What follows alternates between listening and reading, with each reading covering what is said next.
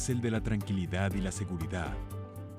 Para la paz, se necesita coraje.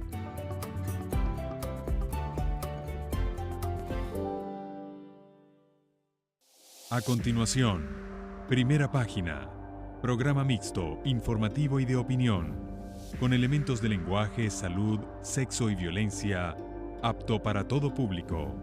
Programa de producción nacional.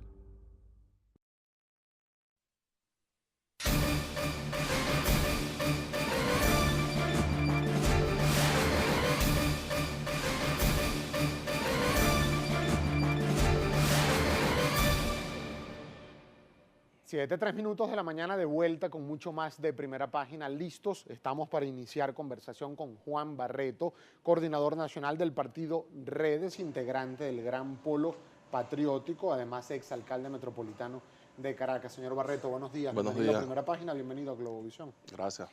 Hay varios temas sobre los cuales queremos conversar con usted, por supuesto. El primero de ellos tiene que ver con esta iniciativa que ha tenido el presidente de la República, Nicolás Maduro, respecto de convocar a una Asamblea Nacional Constituyente. ¿Es pertinente en este momento una Asamblea Nacional Constituyente? Yo veo que en el escenario no hay ninguna otra propuesta coherente.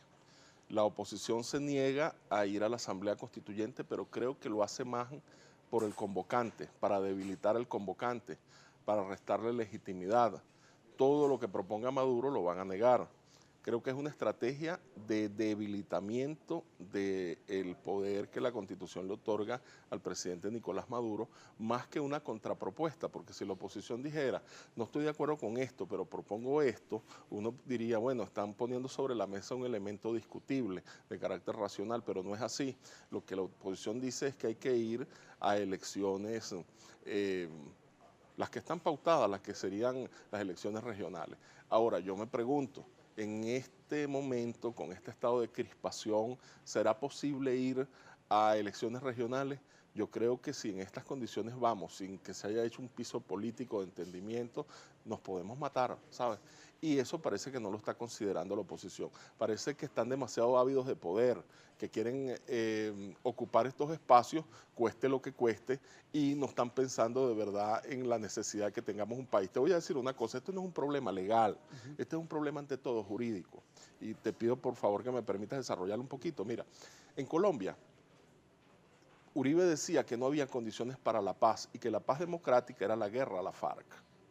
Y se empeñó en liquidar a la FARC militarmente y no pudo. Llega Santos y Santos llama a un proceso de paz, engorroso, difícil, e incluso pasándole por encima leyes nacionales e instituciones, a tal punto que la FARC ahora va a tener 6 senadores, 26 diputados, los guerrilleros van a cobrar un sueldo, se crearon zonas especiales, se creó un espacio legal que se llama ley transicional y se le está pasando por encima incluso a parte del marco legal colombiano con tal de lograr la paz. ¿Y qué ha pasado en Colombia? Mira, la economía ha mejorado, se disparó el Producto Interno Bruto, los bonos de la deuda de Colombia subieron y subió la calificación de riesgo, porque en la medida que tú logras la estabilidad política, logras la legitimidad, logras la gobernabilidad y produces un efecto económico. Entonces lo que está en juego en primer lugar es ante todo un problema político. Entonces los que se enredan en términos leguleyos, que si la Constitución dice, que si no dice, que si puede convocar o no puede convocar, están perdiendo de vista que el problema es fundamentalmente político y de falta de entendimiento y que hay que crear algún escenario, algún espacio. Claro, no profesor, se pudo pero eso no por es óbice para darle cumplimiento a algunas exigencias que hacen Claro, algunos eso es otra sectores. Por cosa. ejemplo, le pregunto, usted no fue constituyente del año 99, pero estuvo muy cercano a la Asamblea Claro. Nacional Constituyente, Sí, estuve en la comisión de secretaría. algunas de sus comisiones, efectivamente. Ahora, profesor Barreto, a juicio de algunos juristas, abogados constitucionalistas y figuras incluso que estuvieron en esa constituyente del año 99, consideran que se le debe consultar al pueblo venezolano si quiere o no quiere ir a un proceso constituyente, porque según lo que expresa el artículo 347, pues el poder constituyente originario reside en el pueblo venezolano. ¿Usted qué opina? ¿Se le debe o no se le debe consultar al pueblo? Mira, yo creo que sería gracioso, sería importante, sería le daría mucho más legitimidad a la convocatoria. Y nosotros estuvimos brevemente con la comisión constituyente allí en Miraflores, y yo fui uno de los que dije, bueno, mire, la comisión y el presidente deben estudiar la posibilidad de llamar a un referéndum que ratifique el llamado que ha hecho el presidente de la República. Yo creo que eso se está estudiando, ojalá así sea. Isaías Rodríguez, que llegó a incorporarse como vicepresidente de la comisión, es partidario de eso también. Es decir, hay gente que está incluso dentro de la comisión que es partidario de que se haga esa consulta. Ahora, más ¿Y qué allá, feedback hubo por lo menos del presidente de la comisión? Tomaron nota, no se pronunciaron y no tenían por qué hacerlo en ese momento si aún no lo habían considerado. Ahora bien, el hecho de que se llame o no a un referéndum y a una consulta popular, que como te digo, es válido, es legítimo, sería importante y llenaría de legitimidad popular esa convocatoria, no niega el derecho que tiene el presidente de convocarla. Pero te voy a decir más, la oposición pudiera, por ejemplo, condicionar. Fíjate, nosotros fuimos a esa reunión, previo a una reunión que tuvimos el Partido Comunista, bueno es decirlo, el PPT, los Gallones, PRT, varias organizaciones indígenas, Evolución, OSIBU, etcétera, Cátedra Guaycaipuro, y nosotros allí hicimos varias propuestas. Nosotros le hemos dado un sí condicional a eso. Nosotros queremos saber... ¿Cuál es ese sí condicional? Bueno, queremos saber cómo se participa, porque si Will Rangel, por ejemplo, y la Central Bolivariana, que ha fracasado y lo que ha hecho es aplastar la lucha de los trabajadores, es el que va a decidir quiénes son los trabajadores, no participamos, pues así no, compadre, no me lleve amarrado.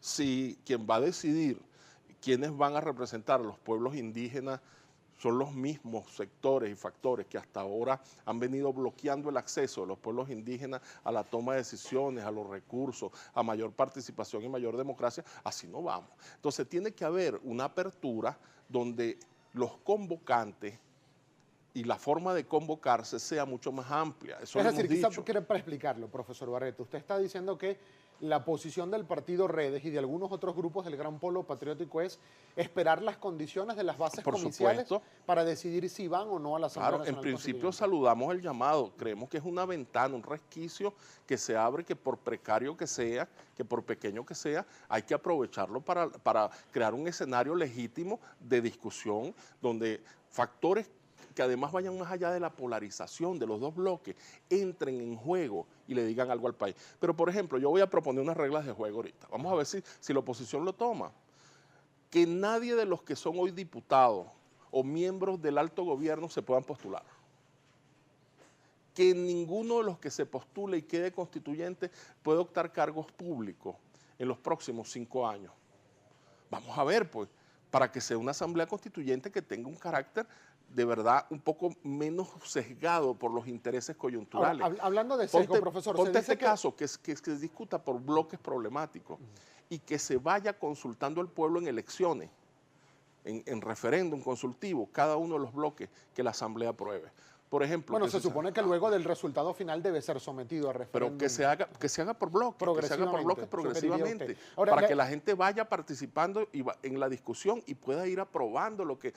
bueno, si se dan condiciones, por ejemplo, como esa, mira, encantado de la vida, vamos. Ahora si no se dan esas condiciones, ¿cómo hace uno? Hay algunos datos que ya ha ofrecido el propio convocante, el que tiene la iniciativa, en este caso, que es el presidente Nicolás Maduro, y él ha hablado de que sea una Asamblea Nacional Constituyente de aproximadamente 500 constituyentes, de los cuales 250 sean elegidos de forma sectorial, es decir, trabajadores, amas de casa, indígenas, comunidad sexodiversa, madres, etcétera, etcétera. Y otros 250 de una circunscripción municipalizada. Hay quienes aseguran que esto viola el principio de igualdad en el voto, que porque se va a elegir a discrecionalidad por sectores. ¿Ustedes qué opinión tienen respecto de esta sectorización? Que eso hay que barajarlo y abrirlo más también. Por ejemplo, nosotros hemos considerado, y lo vamos a redactar y lo vamos a presentar, que se puede hacer una convocatoria territorial en 3 niveles, una circunscripción nacional como en la Constitución del 99, una circunscripción estadal, regional y una circunscripción municipal, donde además se garantice el derecho de las minorías y la representación proporcional, una cosa que no se está pensando. Otra cosa que nosotros decimos, está bien que los sectores sociales estén representados, pero que no sea ese desbarajuste de sectores sociales, que sean 3 o 4 grandes bloques de sectores sociales y que además su presentación sea libre, es decir, que no esté pautado y circunscrito a lo que un sector, en este caso el Ejecutivo, diga que son los sectores que deben participar y las personas que representan ese sector. Por ejemplo, que en el sector obrero la oposición pueda presentar sus candidatos. Nosotros, los que estamos en una posición intermedia, podamos presentar también nuestros candidatos y que el gobierno presente sus candidatos al sector obrero. Claro, y que pero todo quizá el mundo pueda ir en ese escenario vamos a participar. colocar un ejemplo, profesor Barreto. Juan Barreto Cipriani es trabajador de Venalum, por ejemplo.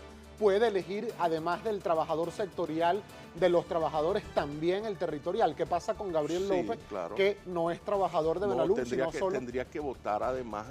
Es decir, Juan Barreto tendría 2 votos y Gabriel López solo 1. En los pueblos indígenas pasa así, y este es un precedente jurídico. Los pueblos indígenas presentan, ponte a través del Partido de Evolución, o OSIU, o Cátedra Guaycaipuro, presentan sus candidatos, y después los criollos también pueden votar por esos candidatos. Claro. Es decir, la universalidad del voto, que la postulación sea por sectores, me parece bien, ahora que el voto sea universal. Tenemos que hacer una pausa. Al regreso vamos a analizar también la constitución de esta comisión. El respeto al derecho ajeno es la paz.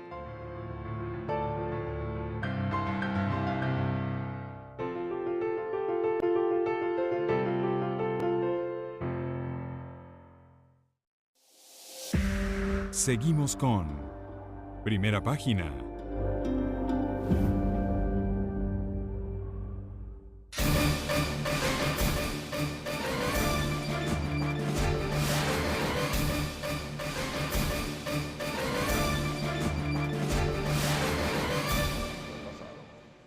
Siete, 14 minutos de la mañana, de vuelta con mucho más de Primera Página. Juan Barreto, del partido Redes, integrante del Gran Polo Patriótico, continúa con nosotros. Han dicho desde la Comisión Presidencial para la Asamblea Nacional Constituyente y el propio jefe de Estado y otros miembros del gobierno que uno de los objetivos de esto no es cambiar la Constitución de Chávez, la Constitución del 99, sino incorporar algunos elementos, sobre todo los de carácter comunal. Ahora le tengo 2 consultas, profesor Barreto. Si ese es uno de los objetivos, ¿por qué no hay integrantes de los consejos comunales o de las comunas en la comisión presidencial? ¿Y qué pasa, por ejemplo, con lo que ya rechazó el electorado venezolano en la reforma que se propuso en el año 2007, que tenía algunas de esas características? Bueno, mira, fíjate tú.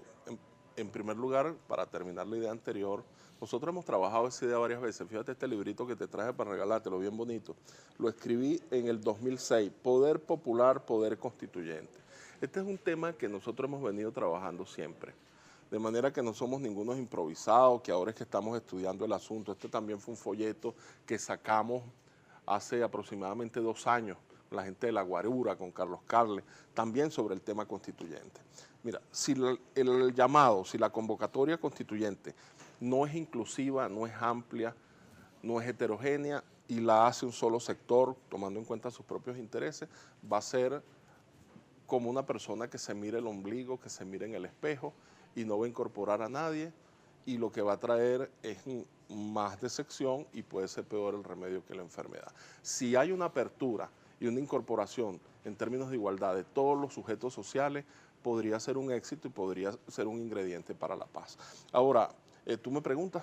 Le pregunté por qué no hay integrantes de comunas o de consejos comunales en la comisión. Eso se lo tienes que preguntar a los integrantes de la comisión. ¿Y qué pasa? Una de las cosas que nosotros planteamos y que sé que plantearon los indígenas, me lo decía Wilson Espinosa ayer y esta mañana, es que se creen, por ejemplo, unas mesas de trabajo por sectores donde se trabaja el tema de la participación y la incorporación, de la pluralidad política, de la composición de esa Asamblea Nacional, para que ese llamado, esa convocatoria tenga calor de pueblo y acompañamiento real de actores de la sociedad. ¿Cómo queda en todo este proceso, profesor Barreto, lo que ya decidió el pueblo venezolano cuando fue consultado sobre algunos elementos de carácter popular, de las organizaciones comunales, que fue rechazado en la reforma que se intentó hacer en el año 2007? Bueno, eso no es vinculante. Lo que tú te planteaste hace 2 años, puede ser que ahora el pueblo sí lo apruebe. Puede ser que tú le pidas matrimonio a una muchacha hoy y dentro de 2 años te diga que sí, te dijo que no ayer y mañana te diga que sí.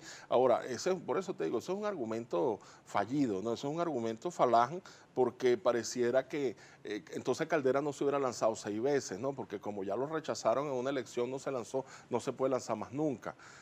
Capriles Radosky ya lleva 2 elecciones donde ha perdido y quiere volver a ser candidato. Se podría utilizar ese mismo argumento: oye, Capriles, ya tú te lanzaste, el pueblo dijo que no, no te vuelvas a lanzar. O sea, ese argumento no es válido, simplemente. Ahora, de cara a otros procesos que se vienen dando en la política venezolana y que no quiero dejar de analizar con usted como integrante del Gran Polo Patriótico, ¿qué balance puede hacer de las recientes declaraciones dadas por la fiscal general de la República, Luisa Ortega Díaz?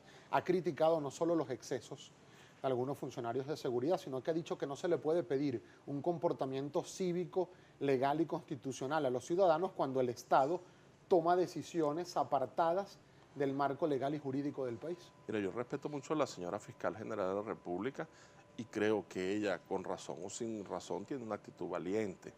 Hay que ponderar sus puntos de vista y dentro de esa actitud discutir. Ahora, lo que no se puede hacer es descalificar. Yo he visto gente que empieza a decir que la fiscal es una traidora, que la fiscal no cree en el proceso. Yo creo que no se trata de eso.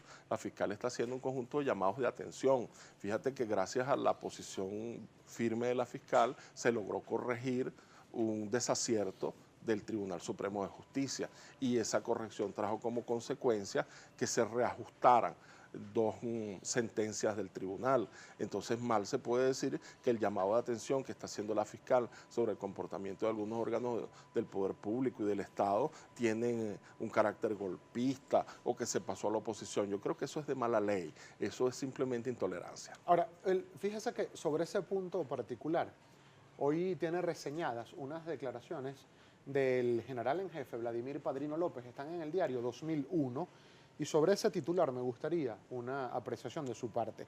El ministro de la Defensa, el general Vladimir Padrino López, dijo que no hubo golpe de Estado, de acuerdo a lo que denunció la fiscal general de la República, no hubo golpe de Estado, sino un exceso del Tribunal Supremo de Justicia. La fiscal nunca dijo que hubo golpe. Dijo que una ruptura del hilo constitucional. Una ruptura. Ahora, y luego se consiguió la continuidad. Eso fue una prueba superada. ¿Y no hay consecuencias para quien rompe el hilo constitucional en el país? Eso lo tiene que revisar el Poder Ciudadano. Eso está en la Constitución. El señor Tarek William Saab hizo un pronunciamiento. Yo creo que hay que hacer una revisión permanente de todos los órganos del poder público y de su actuación. Ahora, yo creo que también, dada la exacerbación de la confrontación, hay un conjunto de exageraciones. Habría que revisar también entonces la actuación de la Asamblea Nacional, que declaró en una sesión que el presidente había abandonado el cargo. Es decir, que eso no tiene sanción. La Asamblea Nacional puede decir mañana que el presidente es barriga verde o etcétera, y eso no tiene sanción. Pareciera que la confrontación ha llevado a que ambos poderes, y en este sentido a ambos factores polarizados, se tiren la Constitución y se la pasen por encima, pues sin necesidad de otras consideraciones. Y yo creo que la Asamblea Nacional puede servir para equilibrar, para corregir, para ponderar un poco ese exacerbado estado de polarización, y que entren a formar parte de ese espacio otros factores, otros rostros y otros sectores que hasta ahora han estado excluidos del debate político. Nos quedan solo 10 segundos para despedirnos, profesor Barreto. ¿Habrá elecciones regionales este año en Venezuela? Debería ir paralelamente corriendo un cronograma. Nosotros hemos dicho que así como el Consejo Electoral no ha suspendido la validación de los partidos políticos a pesar del llamado constituyente, entonces también debería correr el cronograma electoral y que una cosa no prele por encima de la otra. Muchísimas gracias. Gracias a ti, hermano. Por haber tenido la gentileza de compartir estos minutos con nosotros. Juan Barreto, coordinador.